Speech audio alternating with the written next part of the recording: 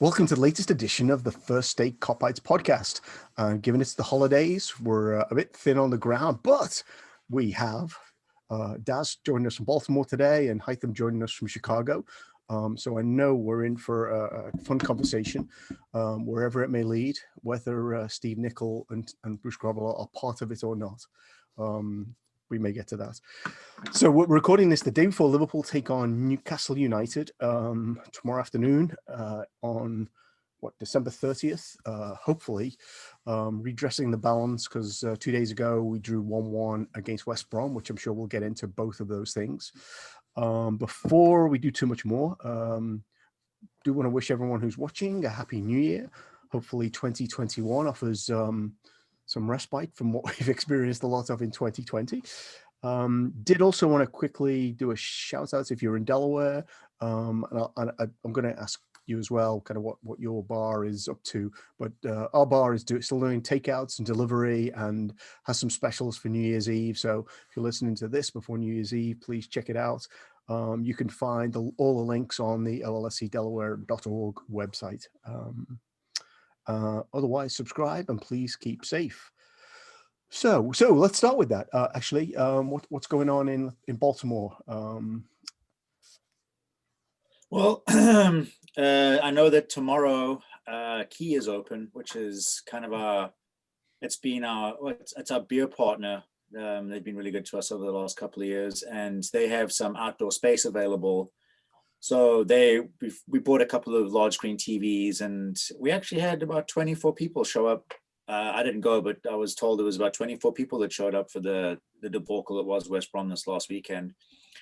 And so we got that going on. They offer us beer specials, obviously, because we're there, but they've been really good to us, and it's a nice little outdoor space. It's a good vibe. There's plenty of space for people to stay socially distanced, and there are facilities. So there. Sounds good. So I guess people will be there for tomorrow's game, and then probably next Monday afternoon at the Southampton game. Terrific. How about Chicago? I'm guessing you're dealing with colder temperatures than us. Yeah, it's dumping snow right now. So if you walk outside, I don't know. I think it's going to be a few inches before it's over. AJ Hudson's is pub. I think they were open for outdoor dining and takeout. But I haven't been there in I don't know how long, and obviously we've had plenty of restrictions the past few weeks, so outdoor I don't think it's going to be possible anytime soon. But yeah, AJ's is where we go. Cool.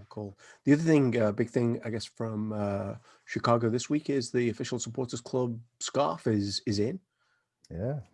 Of which, if you're looking carefully behind me, you can see that taking pride of place with the scarves from a few of the supporters clubs around North America. It's very nice. One thing I didn't understand is that it says something on one of the things about little places. Did I get that right? What does that mean? Make no little plan. So that's a saying by one of the most famous architects here in Chicago. I don't want to mess up his name at this point, but I'll probably remember it later. But he's the one behind most of the architecture that you see. So we have in the back of the scarf itself, we have the Liverpool skyline and the Chicago skyline. Sorry, I forgot his name at this point, but he's the one who came up with that saying, make no little plans. Awesome. Looks really cool. And then the two stars in the middle, those are the Chicago stars. That's the city star. So what we did is we put the trophies basically on the two stars. So 19 and 6. Okay. Hopefully soon to be outdated. Yeah. Okay. Yeah. It's going to be 20 and 7 next year. So looking forward to that. Before we get there, last time we met, it was before we'd beaten Palace 7-0, which I think sets us all up to believe Now, however the season has gone so far, now we're on our way. Clearly came back down a little bit to earth with the West Brom result. If you put the kind of two performances together, perhaps what are you kind of, where are you now in terms of thinking about kind of where our chances are, particularly related to those two performances? We'll get on to talk about the upcoming games, but particularly kind of evaluating those two games together and where you think our season is. I'll start with you, Daz. I think, to answer your question very pointedly and very simply, I think it comes down to what type of personnel we'll have available in the next 2 weeks to a month. Specifically West Brom, I think we were lacking creativity from the midfield. It was a lot of shuttling side to side, trying to probe, but there wasn't a killer ball. I feel that maybe Shaqiri might have been that chipped or that clipped reverse ball that he likes to do into space. I'm not sure if it would have worked because pretty much 3/4 of the West Brom team was standing on top of their own 6-yard box. So, but I think it's going to come down to personnel. I think that we were just a bit bereft of creativity, and specifically in the West Brom game. And I was more than pleasantly surprised, but still very surprised at the outcome of the Palace game. I think that Palace did enough within the first 30 minutes to deserve at least one goal. We look kind of sluggish. We just didn't miss. I think every shot we took on goal went in. I think that was the stat. I'd have to go back and take a look at it, but that was. I think that it might have been a bit misleading. We weren't at our absolute best, at least in the first half. Second half, with the pressure off, we could see we had the swagger. But specifically in the West Brom game, it's like the ghost of Christmas past with Allardyce, isn't it? It's just, I think it's more of his mystique is what trips us up than anything else, because a lot of his performances rely on another team not being even at 3/4 of their best. Because if you look at what happened with them against Leeds, Leeds absolutely tonked them. Yep. And we just, it's almost like, and I think I tweeted something to that effect. It's like I was in my 2012, 2013 feelings after that, because when we went in 1-0 at halftime, I was just immediately transported back to that exact feeling. I was like, Christ, they're going to get one here, aren't they? They're just going to bungle one across the line by hook or by crook. And lo and behold, they did. And we kept doing the same. What's the textbook analysis or the textbook definition of insanity? Is doing the same thing over and over and expecting a different result. Yeah, we did it. It actually brought back shades of the game against Chelsea when we lost it. We lost it the 13-14 title. It was the same thing. Gerrard was getting the ball 25 to 35 out and trying that long diagonal into the box, hoping for something. And that's West Brom's meat and potatoes. It's the 99 out of 100, 99.9 out of 100 are going to go back the other way. Yeah. It was very frustrating. But for me, what was the most frustrating part about that whole performance was that you just saw it coming, and it tied into that whole thing about masterclass. And I was like, oh God, we're going to have to listen to just the sounds of gravy coming out of that man's mouth on top of the existing gravy. I'm like, oh. And I was most perturbed about that somehow it vindicated his chosen action, or somehow that he's the manager for the job. And I saw a statistic today that said that even in his best, when he was with Bolton, his average points per game was 1.38. Yeah. Over the course of his career, it's 1.28 points per game. So this whole mystique about him, it seems to be based around playing teams like us, that it just sets up to stymie, and it had me in my feelings. But anyway, long story even longer. I love the Crystal Palace result. I think I am, in my mind's eye, I saw the West Brom result coming. Yeah. So a couple of things. I was going to do a whole different segment on trashing Allardyce. So you've kind of got ahead of us there. But if I piece together the story, the narrative between the Palace and the West Brom games, I'd look at it slightly differently, I think, because I think that in the 45 minutes, once we were 3-0 up against Crystal Palace, despite the mystique about 3-0 leads at Palace don't count for much, I felt like that they were really, really vulnerable at that point, and we kind of made them pay for being vulnerable. I actually saw the West Brom game in because I've watched it back and I see it in segments of 30. I think at 30, I remember saying to myself, we were only 1-0 ahead against Palace at this point, and we've totally dominated possession. And if Mo would have made that run and that ball would have been slightly better, then we'd have been 2 or 3-0 up here already. I found myself at 60 when Matip was injured, thinking, we've had all this pressure. They seem to have confidence from somewhere now, having conserved all that energy in the first half by not running anywhere. And obviously at 90, it felt like an awful performance, but I don't know that it was quite as awful. I kind of compare it with the Palace game, and that wasn't quite as great as the score, nowhere near as great as the scoreline suggests, but I didn't think the West Brom result was as bad. I think hindsight would have told a different story had Firmino's header gone in, for example, at the end of the game. Well, the final scores will always kind of color the way that a performance is seen. Like you said, if that ball had bounced over the goalie's mitt and gone in the side netting, this would be a completely different conversation. Like, because then the narrative would be, we've played like this before, and we managed to bundle, we've managed to drag out to get results, and this one we just didn't. Like I said, I think that's why I was saying that for me it was the fact that Allardyce was at the helm. If Slaven Bilic was there, I'd be like, okay, it was just one of those. But I just like the fact that we have to relive all of that garbage with that meat and potatoes sack with gravy all. That's what irked me the most. It's like, look, we have these. Another thing is, like, after 8 days, should we have been a little bit better? I know that people have said, like, sometimes we're a rhythm team, but there was plenty of rhythm in the first half, like the first 30 at least. Yeah, it's almost like we got rope-a-doped. It's like we spent all of our creativity or our capacity to try and find those, or to be brave. I think the rap said that as well. I was like, and I noticed this as well. There was a couple of instances where if we had been just a little bit braver, we might have got in. Because if you look at Robertson was making great runs down the left-hand side for most of the first half. And in the second half, we didn't want to try and get in behind as much. It just seemed like we get it and then just slip in and just sling it across and hope for the best. So I'm really excited you moved on from Allardyce for the time being. So let's go to Haitham.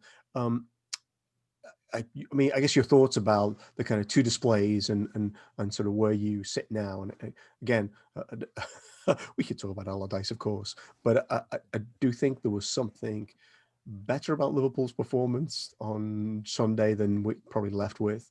And I think so one interesting thing, and I'll turn it over, is I think Andrew Beasley, who's been on the podcast, who's wonderful with stats, said that the last 2 times Liverpool won 7-0 was in the 2017-18 season, and they failed to win the game afterwards, which I think is kind of interesting. Well, maybe we'll get into that. But Haitham, over to you. I enjoyed the 7 goals, the display, lots of positives there. I totally agree with what Daz was talking about, and you too, Paul, that Palace could have scored 1 or 2, the first half hour until we scored, and then we just trounced them post that. The thing that I enjoyed the most is the fact that there were different players that for each goal, basically, when it comes to assists. So 8 players had assists that day, and then just watching Bobby. I mean, every time you see Bobby not doing the usual stuff that he does every week, but more, he adds his flair to it, and he scores, and that was pretty to watch. And to be honest, the only thing that I felt bad about that day, call it empathy, call it, um, just feeling bad for their coach, Heisman, Roy, basically. I just felt bad for him for some reason. I don't know why. But that's kind of like I totally enjoyed it. Come Sunday, um, I'm not really sure what goes in the locker room and the tactics and coaching. None of us is close to it, but it just felt like a little bit more could have been done from a roster standpoint. The people on the bench, basically bringing in people. I'm not sure why, for example, Take was not brought in. Shaqiri, like you said, Daz. Shaqiri is one of the few players that we have that can dissect defenses and stretch defenses. He's got that ability. So just I'm not sure why he wasn't tried. Maybe he's not fit enough, but I know he was on the bench. I know he's been training for a while. But again, I don't know what's going on. So I don't want to make assumptions. It was painful to watch. And I look at the table, I look at where we are. We drop points at Fulham, we drop points to West Brom, Brighton. Right. And Brighton, and we're still in first. And it's kind of like, I'm saying it cautiously because I just don't want to bank on it. The table has been, for the most part, and the top teams, the top 8 or whatever, I think everybody has been shit. The only team that's eking a rise at this point is City. They're the only ones who's been on the upside of things, regardless of their form and the fact that they're not scoring, but they're, winning almost all their points, basically, all their possible points. So it was like, again, it just took me back, from a performance standpoint. It took me back to the Fulham game. I don't know. I just felt like I was watching Fulham all over. There was just a lot of lack of creativity, like Daz was saying. It felt weird, and I thought it really showed the inexperience of some of the kids.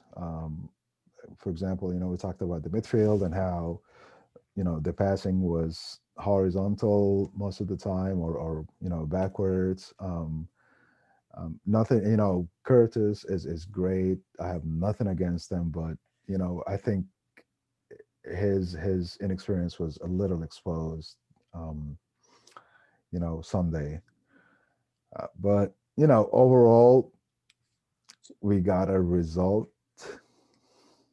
So I'm looking forward to tomorrow and hoping it's going to be different. So I'll just end with this. For the past month, it just felt like it's always a step forward and then a step back, step forward, step back. So Yeah. Whatever it is, 2020 juju, whatever you want to call it, that's just what it's been feeling like. So let's just round the West Brom thing out and kind of maybe do a bit of a deeper dive on kind of what we think might have been going on, because there are a few things, that narratives that I'm surprised didn't get explored some more. Given Klopp was furious with the officials, I'm surprised he made no mention of some of the interesting Kevin Friend decisions. I always thought never a friend of ours. I might have said that before in a podcast. The going into the game, we had all that stuff that was swept under the carpet about Mo being unhappy and Mane being upset about being taken off, which may be meaningless, but it was there. There is something about Liverpool having 8 days, by the way. I think, again, I'm not sure. It wasn't Andrew Beasley. It was somebody else writing, saying that after 8 days off, our record isn't great. But what generally happens is they need the 8 days off to then go and be able to play in a rhythm every 4 or 5 days. So if that bears out, Newcastle and Southampton should have to look out. So, some things there. Obviously, Keita was injured again. There was a lot of anxiety from the crowd, which I don't know how much that came across on the TV, but certainly I talked to a few people who were at the game. Like they said, it was like palpable, particularly at once Matip went off. So a lot of things that haven't had that much coverage. What you take? You can talk about Allardyce again if you want, Daz, but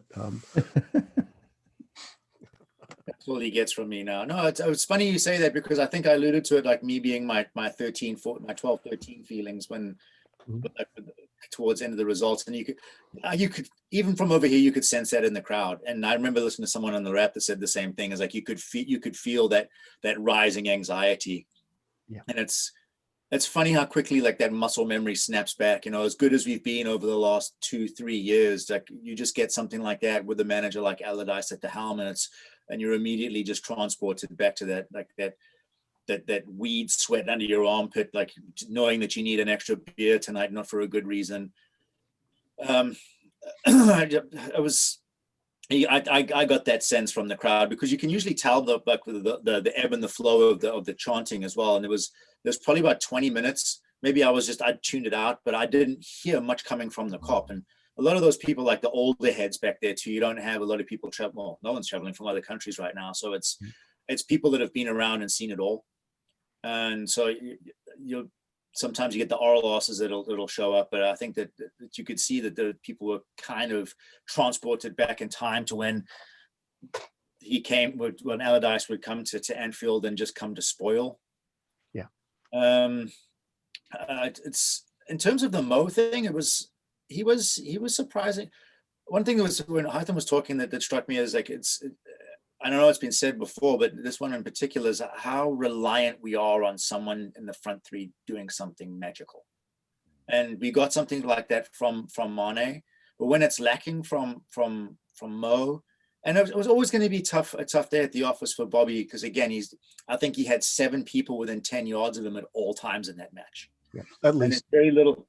And as good as he is, like you're not going to create that much magic. And you could see he was running into blind alleys quite a lot. Guys were sticking boots in. So to your point about Friend, it's like Mane at one stage in the second half got wrestled to the ground as he tried to turn. I've seen those given. Everyone's like, oh, it's soft. Whenever anything happens to us, it's soft.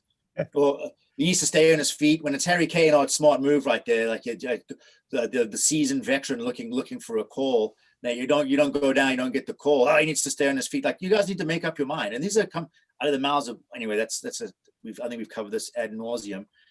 We can always have a bash at lazy punditry. That's totally fine. And my dad's very much of a football manager philosopher, and specifically when it comes to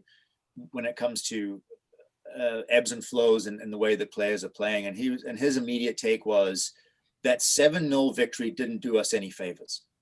Is because it got into our mind in the second half. I was like, why isn't Robbo closing down on the left-hand side? They were almost waltzing through an hour half. Like it's like they couldn't be asked to go and get them.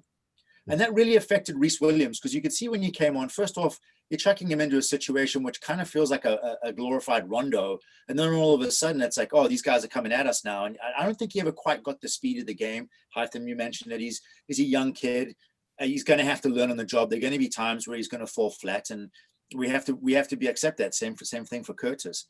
But my dad's immediate thing was like we weren't at the races because like these are at the bottom of the league. We just tonked someone 7-0, and then you could see a little bit of that creeping in. Whether or not it was just because they'd run out of ideas or they just run out of steam. It was some large portions. There were portions of the second half where they just looked like they couldn't be asked. It's like, how dare these guys score on us at Anfield? Do they know who we are? Yeah. And there was definitely one thing to pick up on is I think the 6-4-0 formation in the first half. You would think normally then, we've got this video now, we'll look at a halftime and then we'll make some modifications. Well, they didn't play that formation in the second half. So the usual bounce we get from the video was completely lost.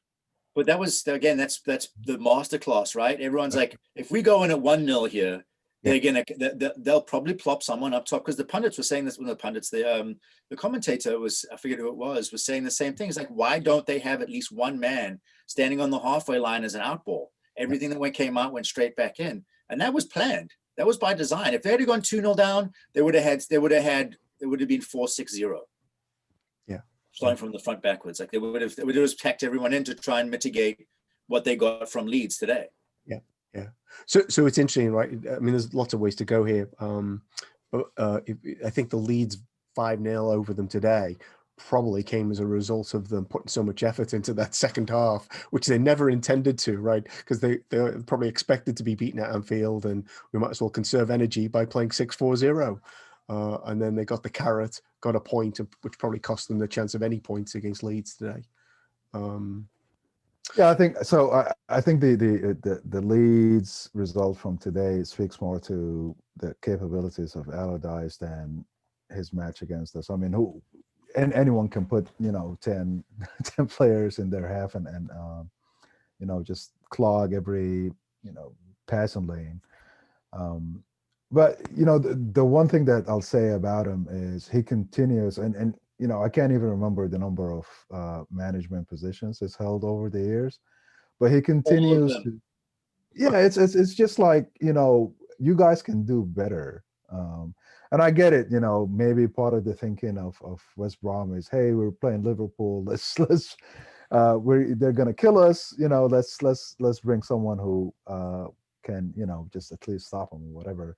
But what I'm trying to say is I'm kind of appalled, actually. This guy continues to get jobs in the Premier Leagues, when for him to get probably fired at the end of the season, they're probably still gonna get relegated. West Brom will, and I'm just like, it can be this constrictive list of people that it's like a dancing chairs match, basically. So I'm sure there are people out there that you can basically go and grab and try to turn your season around. So I don't get that part of it. Yeah. So it's interesting. There were quite a few pieces. I'm taking a quick detour here. There were a few pieces I read in The Athletic about the Leeds style of play. And of course, obviously they lost 6-2 at Old Trafford, and almost all the comments from Leeds fans were about like, that's the price of entry of this. This is like, it's been a thrill a minute watching this team play under this coach. If we lose 6-2 to even Manchester United, that's not going to stop us enjoying like the way we play. And of course, this weekend that looks perfectly valid, right? With a 5-0 over West Brom, who are playing this turgid, like, I don't know, whatever you'd call it, anti-football, 1922 style football. Yeah. Well, I don't know. It's more defensive than that, isn't it? I mean, when I think about West Brom, there's just nothing that I can, say that team is about. For example, Sheffield United last year, they were organized, although they're struggling this year. I'm not sure what they lost, but they had the organization. You know exactly what each player's duty is. There's nothing that I can pinpoint on West Brom, like this player does this, and it's a conglomerate of people that are just running up and down. And when they need to, they play that formation they played on the first half on Sunday. Yeah. One thing about this league, though, is like, and someone else smarter than I touched on it as well, but it's like, this is the first time probably in like the last 6 or 7 seasons that we've seen one of our, like, a league. Because at this point, there's usually 2 or 3 teams that are miles out of sight. Right. Who the pretenders to the throne are, or the contenders and the pretenders are. And now it's just like, it's this log jam at the top, and it's, I don't know, it kind of takes you back to what leagues used to be like, when you didn't have these oil sheiks just predominating proceedings because they can afford to buy and sell the latest Ducati or Bugatti or whatever it is on the market style of footballer. It's actually kind of cool if you think about it, because like when we play United, it's going to mean something. Yeah. Not that it always doesn't, but this time something's riding on it. Yeah. Like these jammy buggers have managed to tooth and claw their way into second spot, and they'll be there in the new year, by the way, regardless of what we do tomorrow. And it's kind of cool. Like it adds like a little bit more spice to proceedings than we've necessarily had in the past. And part of me really hates it because I'd like to be 10, 15 points out of sight again. But the other part of me is like, nah, man, this is what you watch for. Like, this is exactly what like English first division football was supposed to be about. Like it's the mishaps, the spills, the success stories, the people who go on the 5-game win streak, and all of a sudden they're in contention. Like I think we kind of lost a large portion of that when City came to the fore. I rationally hear that argument.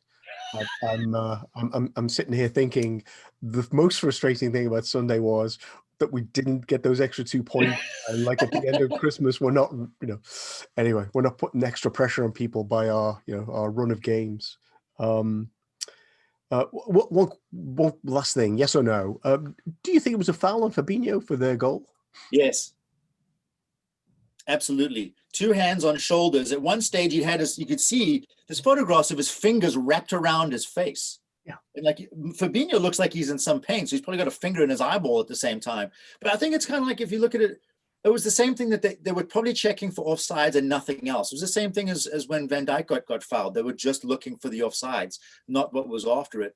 So then you have the question is like, is it clear and obvious? And then the next question, the follow-up question is, isn't that the whole point of VAR, is to look for stuff like that where you're getting an unfair advantage? I'm convinced. What about you, Haitham? Think it was a foul? To be honest, I did not even notice it. So it must have been not that egregious to me. Well, I think one of the things is, I think we're definitely into that cartoon that we talked about before, which is if it's a Liverpool VAR decision and it's like CSI is called in and they're drawing lines all over the pitch. It's Liverpool. It's the police guy from The Simpsons who's busy eating his donuts. But it's that swings and roundabouts argument. I'm tired of it. Like if it's a foul, it's a foul. Like if someone tweeted about the way that Harry Maguire goes up for every ball in the opposition box.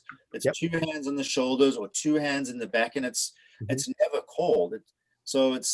And again, if you're going to give away penalties for egregious fouls in the box, there'd be probably like 15 or 16 of them in a match, because you're always jostling for position. You got your hand in someone's shoulder, or the smaller their back, there's probably 9 to 10 fouls on every set piece. So don't let me get started on Furlong holding on to Mane in the second half. And the first. Oh, well, there was an incident. It's about 70 minutes in where Mane cannot run for the ball because the guy's literally got his arms all around him. And he doesn't let go till the ball's like gone past them by I think it's run out. It might have even run out. Anyway, so Harry had fallen on the floor, obviously, but allegedly. Let's just briefly touch on Newcastle, because I'm sure by the time most people end up tuning into this, they'll know the result. Quick thoughts on tomorrow. Formation, Steve Bruce, another ugly customer in terms of the style of football he plays. That you do a physical appearance, like, that's not very nice. Not very nice. Well, we could talk about the physical appearance, but the football is just, I know they've got that argument because he was arguing today about it'd be nice to have the money that Villa and Everton have, but Rafa was playing a much better style of football with pretty much the same set of players, maybe with less quality. 2 years ago. So, what are you looking forward to, apart from a big win? That's it. Okay. Maybe sight of Thiago? Probably someone's already said. We don't think so. I think Klopp has come out and said so much as like, there's probably a pretty good chance that we won't see him.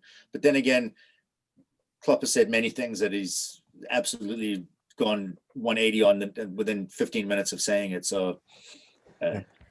I don't know if you watched the press conference after the match. So he did the press conference for tomorrow's match on Sunday, and I thought what he said about Thiago was basically a little positive. than his typical, oh, we're not sure or whatever. He basically said that he trained, they didn't have a full training, and he was going to see if he would have one. When was it? Yesterday, I think, and that basically would have determined if he was going to play tomorrow. But yeah, I for me, I don't really. I hope we win, obviously, but I just I I'm looking forward to a Thiago Titan, like you said, Paul. I hope he plays, and maybe Shaqiri just for a little bit. And interested in seeing if it's going to be Reese or what's the other kid's name? Now Phillips. Phillips. Thank you. Yeah, which is again going back to the West Brom match. I wasn't sure. Again, I don't know everything. No one knows, but I wasn't sure why Reese was selected over Phillips. It might have been, I think the chat is it might have been because Phillips was a shoe-in for this one. Yeah, I don't think he was going to play Matip at all, regardless. And I think he probably, so I get the feeling that a lot of club subs are based on what his plan is for the next 2 to 3 games. So the fact that we didn't see Shaqiri probably means that he's going to get some minutes tomorrow. I think he might use this up again. If we had a 1 on Sunday, I think that there would have been some pretty significant changes to what we saw. But because now we almost need to get a result against Newcastle, you'll probably go with what he had for the most part. He might drop Mo or he might drop Mane, and then either try Tucky on the wing or give Oxlade-Chamberlain a couple of more minutes. There's talk that you might sit Bobby, but you can't really sit Bobby the way he's been playing lately. He's definitely a form player, and if you sit him for this, like you run the risk of kind of disrupting that a little bit. And also Bobby is been, and I say this knocking on all kinds of wood, that he's been pretty injury resistant. He seems to do pretty. He's one of those guys. If you look at the list, he doesn't spend a lot of time in the training room. So on the trainer's office at least. So I think he'll stick with Bobby. At least I hope he does. I'd like to see a formation change, but I don't think he will. Yeah. Maybe try a 4-2-3-1. See, it's just to, if nothing else, just to shake it up, because you get the sense that Newcastle has seen what Brighton did. They saw what West Brom's done. They've seen what Fulham have done, and although this is a free hit, I don't think that they're going to want to get tonked, because a wounded Liverpool, or at least a stung Liverpool, is going to be a very angry Liverpool, and that's not the team that you want to play. Give space to, because they'll rip you apart. Especially when you don't have a lot of players available. Also Newcastle. Yeah. Because I think they've got some. Yeah. Their best player, Maximin or whatever. I read somewhere that he's really struggling with COVID after effects. Or wow. That's weird you say that, because I was having this conversation with my wife today. It's like, it's amazing that all of these players that have had it, none of them are showing any of like those secondary symptoms that we seem to hear about, like the myopathy and all that other and now you're hearing about guys are having like psychotic breaks as a result of it. Like, it's really is a testament to them being that healthy, or is it just I wonder what it is. It's a couple of, I think Havertz also was having a lot of COVID after effect, not symptoms, but just it's rocked his body, and I think it's doing the same thing to Maximin. Yeah. So I guess some of them, they're the ones we know about, right? I guess we don't necessarily know about other people who might be out for other, for apparently, and they've not been announced as having these issues, because it was only after Havertz came back that they said he'd suffered. It wasn't while he was actually out suffering. I mean, you can still tell that he's not the same player. That even before he got sick, or even going back to when he was with Leverkusen, despite the fact that he moved leagues and all of that stuff, but you can tell the difference. So I'm resisting the temptation to ask what was going on with Timo Werner, but let's move on from there. because he doesn't look the same player either. Falling off a cliff. Yeah. So let's round out. So I mean, I think a lot of the Newcastle stuff depends on like who's available, who's fit. I do think one final point I'd make is I do think that the thing that was similar between Fulham and West Brom, which wasn't true of some of the other games, was they had very little time to deal with the adversity that they faced. So Matip goes off, and they hadn't planned for Williams to be on, and I do think that probably changed the mindset of almost everyone on the field. I think before the Fulham game, they'd lost Jota. I think that they kind of mentally were not as well set up. What I'm hoping for is, at least tomorrow, they'll kind of know that if Williams is starting or Phillips is starting, then they can plan for that accordingly going into the game rather than have to make it up as they go along. I think it's worth it. Let me ask you guys, this is kind of COVID related as we're on this kind of general track. Do you think that you should that it's worth taking a cheeky punt to say that this game's going to be cancelled tomorrow?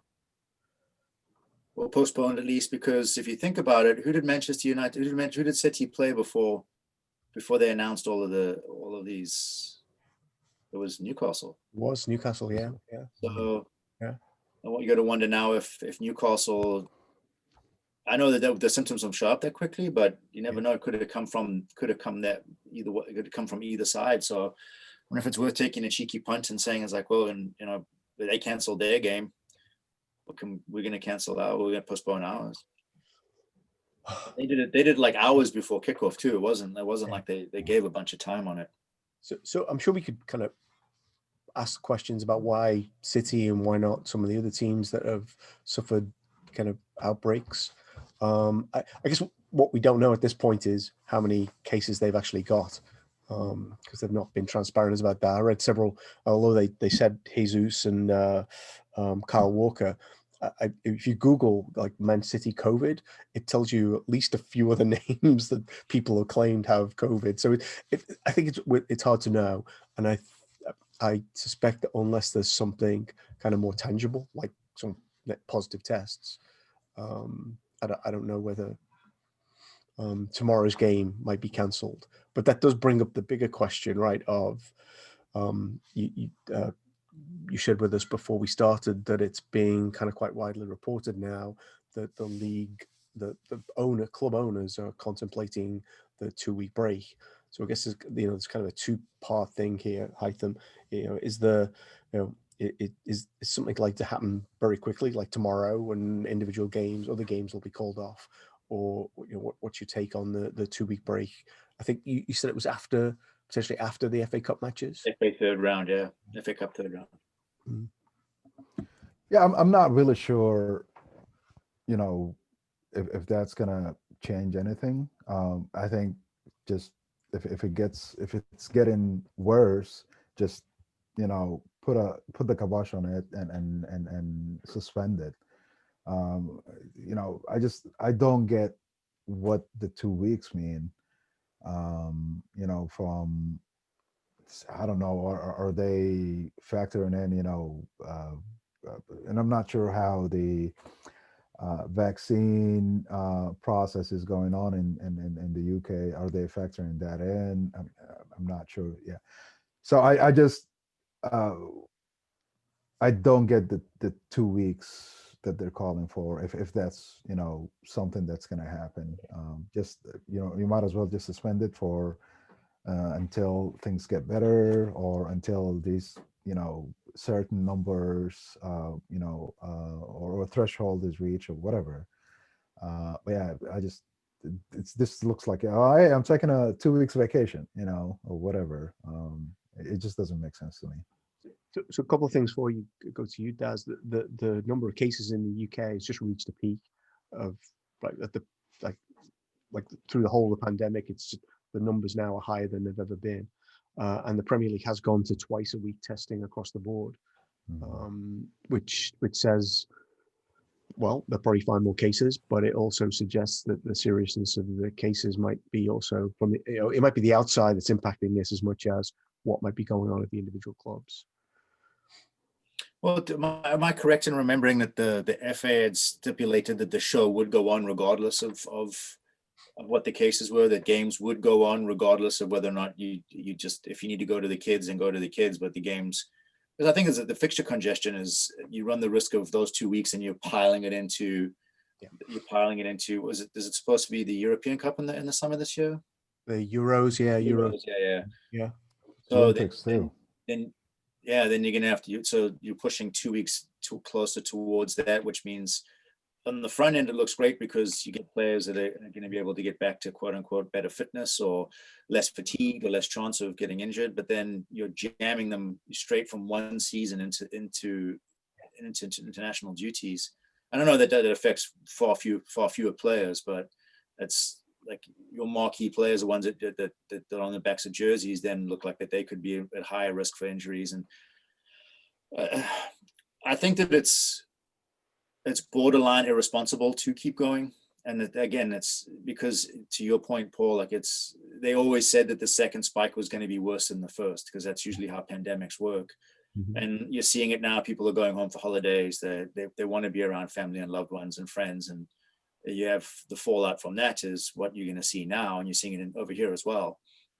So I think in the grand scheme of things, 2 weeks probably seems a good, at least from a human point of view, it seems like a solid way to kind of curb what's going on. So the people that do have it can get through the worst of it. There's less chance of them passing it on, and all the trickle down from that. Then in a chimp, as Paul Rogers likes to say, me starts squeaking like, no, I need more football. And at this time of year, I start scratching uncontrollably, get the chills. I get no football. You start know what to do with yourself. Yep. But I think that the responsible thing would be to do what the at least the chat is about, and just cool down for 2 weeks. I'd be interested to see what that would do to the table moving forward. Like, who benefits the most from those 2 weeks off?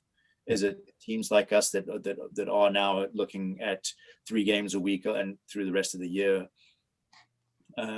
Is it the smaller teams so that they can kind of recalibrate? Because I think Sheffield, if I remember correctly, took their break and used it to their advantage in this. Was it Sheffield? It was just one of the teams towards the bottom, like came roaring back in this after the break. Oh, Villa. It was Villa who was it Villa? Yeah, not in fact. Sheffield United went the opposite. The other way. That's right. Yeah, they got worse. Yeah. So again, that's kind of the point that I'm trying to make. Who does it's not 3 months, but who does the 2 weeks benefit the most? Yeah. And you can see Sam was already like, he's been there for a week, and he wants the 2 weeks off. Yeah.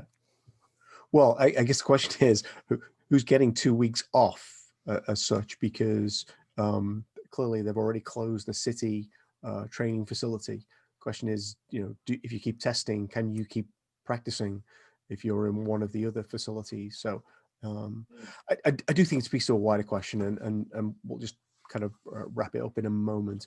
Of when you were going on about null and void and project restart, couldn't you have given a little bit of thought to how you were going to handle the 2021 season if possibly cases did spike and your an intense schedule of 2 games a week for teams like us didn't quite pan out?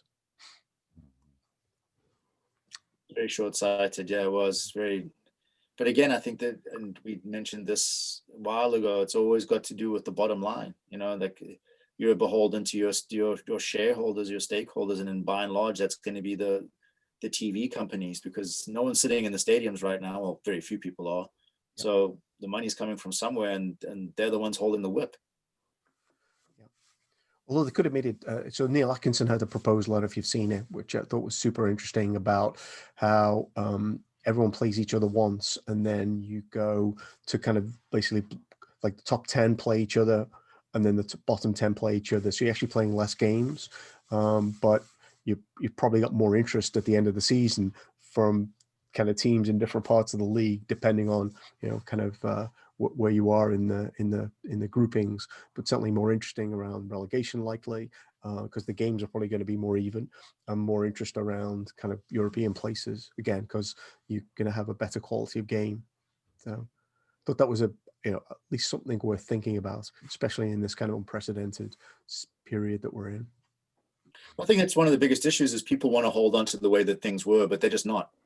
It's like the idea that we have to have some semblance of normalcy in a completely abnormal world, and you don't want to go too far afield for risk of completely changing the mold, and like the harumphing and the suspender snapping that would go on. Like, that was the year that you won it when you had a fluke goal of someone's backside in the last minute of a playoff game that shouldn't have been like that. It should be point based. Yeah. Your traditionalists come out at that point. Yeah.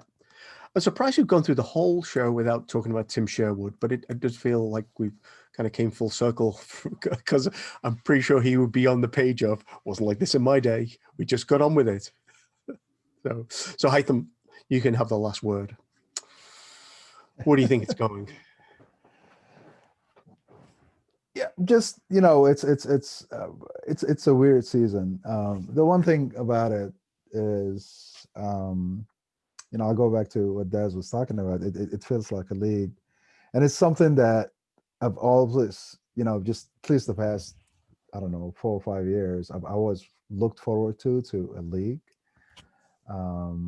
So I'm kind of enjoying it. I get the anxiety sometimes that we're not ahead enough, or we're not where we need to be, and all of that stuff. But at the same time, I feel like I'm enjoying what I'm seeing.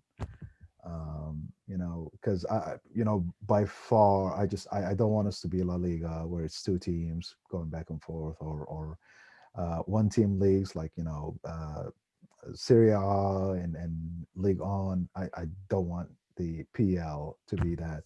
And my main reason is I can probably watch a match every blue moon of one of the aforementioned leagues, but with the PL, even if it's Sheffield United playing Fulham, I still enjoy watching those matches.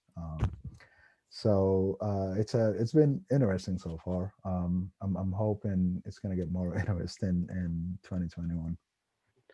We haven't channeled Ben. We have not channeled Ben today at all. I think we all have to sing like Liverpool top of the league. Liverpool top of the league. Liverpool top of the league. What? What? I missed that. On that note, thank you. That's a really good place to end. And long may that continue. Daz, Haitham, as usual, it's been a pleasure. For everyone watching, Happy New Year.